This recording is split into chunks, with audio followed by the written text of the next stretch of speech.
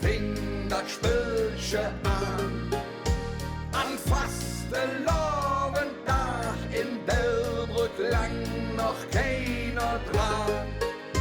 Da han sich ein Packelche Junge zum Viere in Delbrück gefunden. Der Bu, der wurde dann geboren und et het's an die Üle verloren.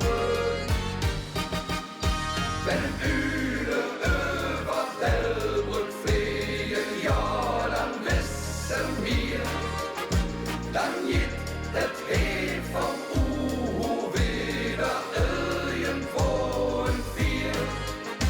Denn Üle und die Schweizer viere jetzt schon 100 Jahre. Der faste Lehr und Ure ab, so wie es immer war.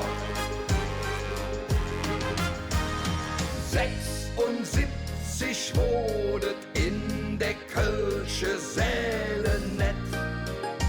Da ja wird dann in Köln ein besonderes Ballett. Ure Schneuzer, täten sie sich nennen, und die Däde von nach jeder kennen. Küsst du uns nach Delbrück, dann bist der Platz in Kindbure und Lüguster Stadt. Wenn Üle über Delbrück fliegen, ja, dann wissen wir, dann geht et He vom Uhu wieder irgendwo in vier.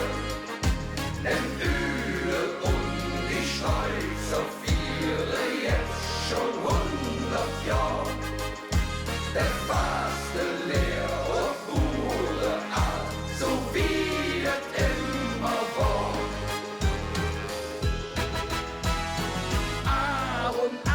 80 kommen dann die Jus ob de Welt und Fastelavensfried, dass jeder Aff im große Zelt. Jod Bardosen, Mädchen und Junge, die jedes Jahr jähn wieder kommen.